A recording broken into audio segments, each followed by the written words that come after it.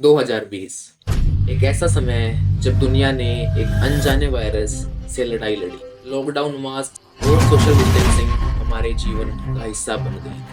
तो 2025 में फिर से सवाल उठ रहे हैं, क्या कोविड वापस आ रहा है? कोविड के बढ़ते केसेस की वजह से क्या दोबारा से लॉकडाउन लग सकता है और क्या दोबारा जैसी सिचुएशन रेज हो सकती है? मई 2025 के लास्ट वीक में भारत में एक्टिव कोविड-19 केसेस 1000 से ज़्यादा हो चुके हैं।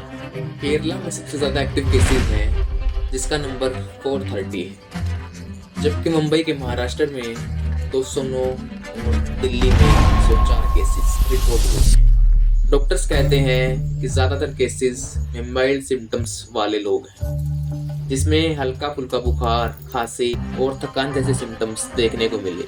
हॉस्पिटलाइजेशन की ज़रूरत बहुत कम लोगों को पड़ रही है फिलहाल में।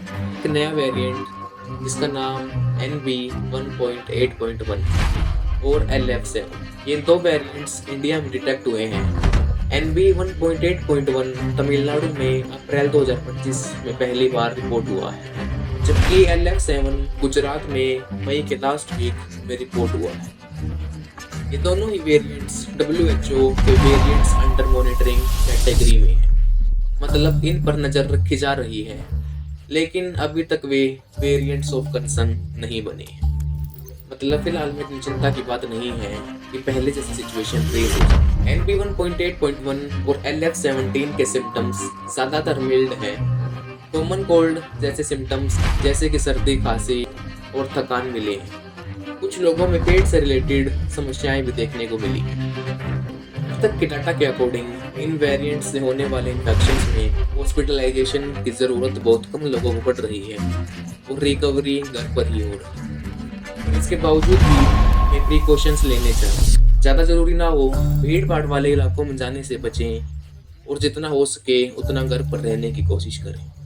बार बार में अपने हाथों को डिसइंफेक्ट करें और अपने हाथों को अपने मुंह पर लगाने से बचें। गवर्नमेंट और हेल्थ ऑर्गेनाइजेशन इस सिचुएशन पर नज़र बनाए हुए हैं। ओडिशा जैसे स्टेट में जहां केसेस अभी भी कम हैं, वहां अलर्ट जारी कर दिया गया है। पब्लिक हेल्थ एडवाइजर्स कहते हैं हाई रिस्क ग्रुप्स जैसे कि प्रेग्नेंट वुमेन, बच्चे और कोमोर्बिडिटीज वाले लोगों को एक्स्ट्रा प्रिकॉशंस की ज़रूरत है। हमें याद रखना चाहिए कोविड-19 फिर से वापस आ सकता है और फिर से उतनी ही बुरी सिचुएशंस हो सकती हैं जैसे पहले हुई थी। वैक्सीनेशन और बूस्टर डोसेज लेना भी इम्पोर्टेंट है, स्पेशली हाई रिस्क ग्रुप्स के लिए। ये हमें सर्व इलनेस से बचाती है।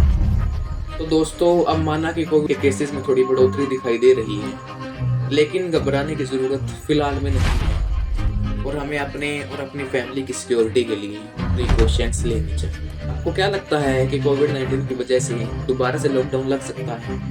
कमेंट करके बताओ। मिलते हैं अगले video. Hit the like button, do subscribe.